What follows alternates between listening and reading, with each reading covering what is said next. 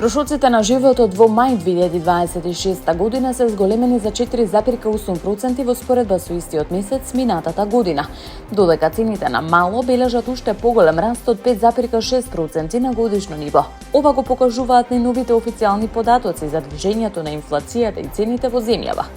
Според статистиката, инфлацијата мерена преку индексот на трошоците на животот во мај во споредба со претходниот месец април изнесува 0,6%. Во истиот период, цените на мало се зголемени за 0,8%, што укажува на продолжување на трендот на постепен раст на цените на производите и услугите. Најголемо месечно зголемување на трошоците на живот е регистрирано во секторот транспорт, каде цените пораснале за 1,6%.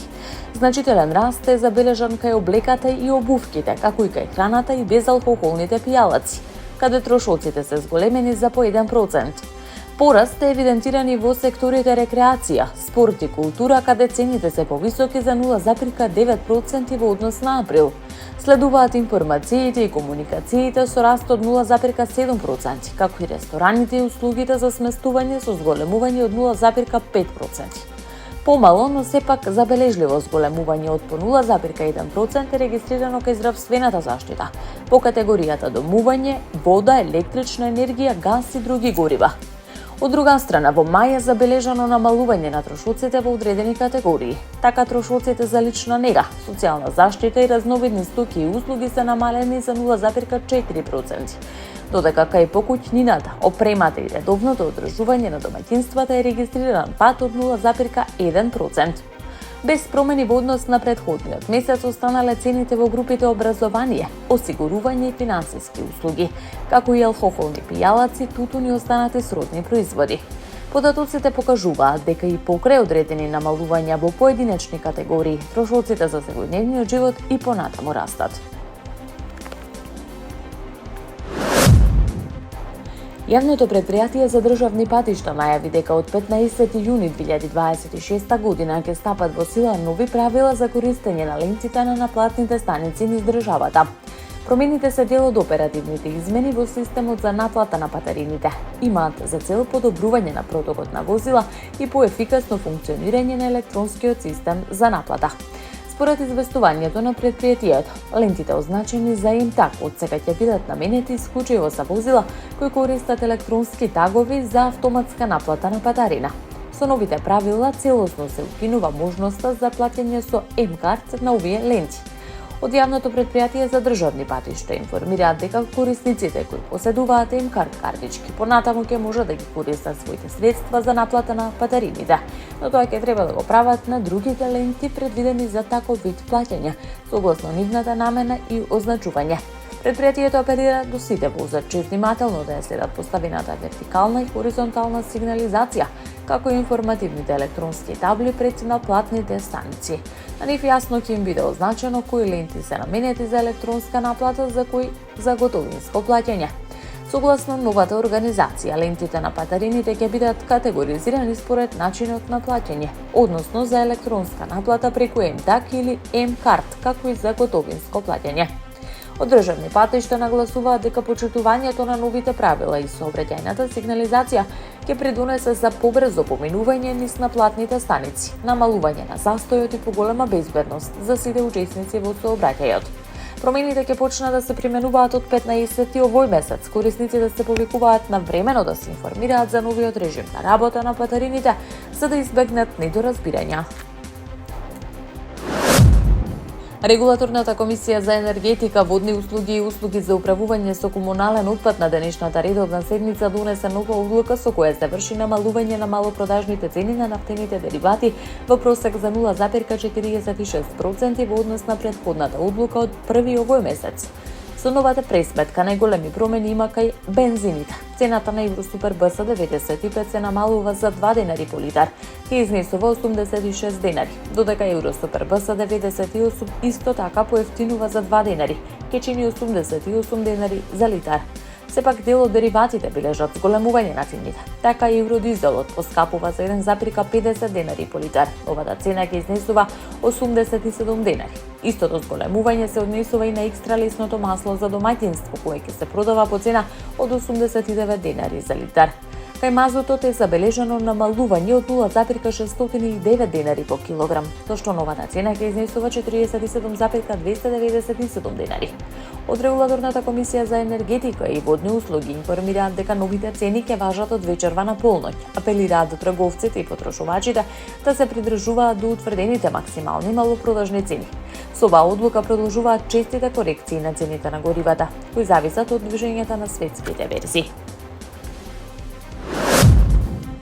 Нивните високо преосвештенства архиепископот Цетински и митрополитот Црногорско-приморски господин Јоанники од Српската православна црква и митрополитот Преспанско-пелагониски господин Петар на 7 јуни 2026 година во неделата на Сите светии, на празникот на третото наоѓање на главата на Свети Јован Крстител и на празникот на светата преподобно-маченичка Стефанида Скадарска и Битолска во манастирот Свети Јован Крстител во селото Слепчека и Демирхизар служеа света литургија во сослужение со преосвештениот епископ Хераклејски господин Климент и свештенството во молитвено присуство на верниот народ. Домаќинот митрополитот Петар му упати зборови на добре дојде на својот драг гостин, нагласувајќи дека митрополитот Јоанники е негов пријател уште од младоста и дека неговото присуство и учество во светата литургија, како и причестувањето од една чаша му причинуваат голема радост, бидејќи според зборовите на Свети Климент, најголема, најсилна и најзначајна е заедничката молитва, како што вели Христос Спасителот, каде што се двајца или тројца собрани во моје име, таму сум и јас меѓу нив. На поканата, љубовта и гостопримството на владиката Петар му заблагодари митрополитот Црногорско-приморски господин Јоанники, истакнувајќи ја големата радост што денес имал можност во оваа светиња заеднички да му се моли на Бога, да сослужува на оваа света служба и тоа на троен празник. Сите светии, третото наоѓање на главата на Свети Јован и ново засветлената света Стефанида Скадарска и Битолска. Владиката Јоанники потсети дека дел од животот на света Стефанида бил поврзан со манастирот Дечани, а Бог така промислел и одредил својот земен крај да го дочека токму во овој крај и во оваа епархија. Иако временската разлика меѓу Свети Јован Крстител и светата преподобно-маченичка Стефанида е голема, би можело да се каже дека таа била негова ученичка, следејќи ги неговите зборови. Покајте се зашто се приближи Царството Небесно. Таа целиот свој живот го поминала во страв Божи, молитва, пост, покаяние и смирение, и би можело да се рече, достигнала ангелски живот и стекнала многу добродетели. Укажувајќи на големото духовно богатство што го оставила зад себе, тој нагласи дека е особено драгоцено што ако се погледне патот на незиниот живот, таа ги поврзала Црнагора, Албанија, Косово и Метохија и братската земја Македонија. На крајот од литургијата беше осветен славскиот колач, а потоа архиереите разменија и пригодни подароци. Најмалку 32 лица го загубија животот, а 12 се водат за исчезнати по силниот земјотрес што денеска го погоди јужниот дел на Филипините. Потресот предизвика сериозни штети, лизгање на земјишчето и краткотрајни предупредувања за цунами во неколку земји од регионот. Според Филипинскиот институт за вулканологија и сеизмологија, земјотресот со магнитуда од 7,8 степени бил регистриран во 7 часот и 37 минути наутро по локално време.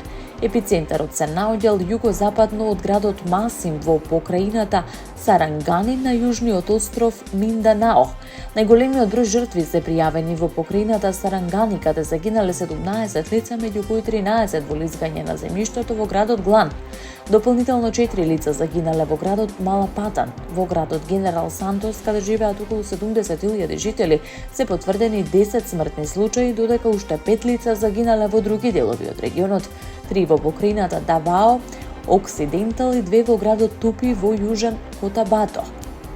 Повредени се најмалку 134 лица, додека спасувачките екипи продолжуваат со потрага по исчезнатите и проценка на штетите. Земјотресот бил почувствуван и во соседна Индонезија, особено на островот Сулавеси, каде што накратко било издадено предупредување за цунами. Слични предупредувања биле издадени во делови од Јапонија поради страф од можни бранови. Американскиот геолошки завод првично ја процени јачината на земјотресот на 8,2 степени, но подоцна ја коригира на 7,8 степени. Соопшти дека потресот се случил на релативно мала длабочина од 55 километри. Во текот на денот предупредувањето за цунами беше укинато. Спасувачките служби продолжуваат со работа на терен, додека властите предупредуваат дека бројот на жртви може дополнително да се зголеми, како што пристигнуваат нови информации од погодените области. Израел изврши нови воздушни напади врз Иран, при што според меѓународните извештаи бил погоден петрохемискиот комплекс во Мах-Шахр, во југозападниот дел од земјата. Овој напад се оценува како сериозна ескалација на директната конфронтација меѓу двете држави и прв удар врз иранска енергетска инфраструктура по примирието од април. Израелските власти тврдат дека целта на операцијата биле воени капацитети, ракетна инфраструктура и објекти поврзани со одбранбените системи на Иран. Според локалните медиуми, израелските напади опфатиле делови од централниот и западниот регион на земјата. Меѓу погодените објекти се наоѓал еден петрохемиски комплекс. Во одговор, Иран лансирал неколку бранови ракети кон израелска територија, меѓу кои проектили насочени кон области во близина на Димона, каде што се наоѓа клучен израелски нуклеарен објект. Ситуацијата дополнително ја зголемува загриженоста за проширување на конфликтот во поширок регионален судир. Ескалацијата се случува и покрај повиците од меѓународните актери за воздржаност. Според извештаите на Reuters, американскиот претседател Доналд Трамп побарал од Израел да избегне нови удари, додека се прават обиди за одржување на дипломатскиот процес со Иран. Покрај безбедносните последици нападот има и значајна економска димензија, бидејќи станува збор за важен дел од иранската петрохемиска индустрија. Иран обвини дека Израел ги проширува нападите кон енергетски и цивилни цели, додека регионални избори наведуваат дека Техеран возвратил со ракетни напади кон израелски цели. Аналитичарите предупредуваат дека ситуацијата се наоѓа на чувствителна линија меѓу ограничена размена на удари и потенцијално поширока војна. За меѓународната заедница, особено за Соединетите американски држави и европските партнери, новиот бран насилство представува дополнителен предизвик во обидите да се стабилизира регионот и да се спречи на тамошен раст на цените на енергенсите и нарушување на глобалните трговски рути.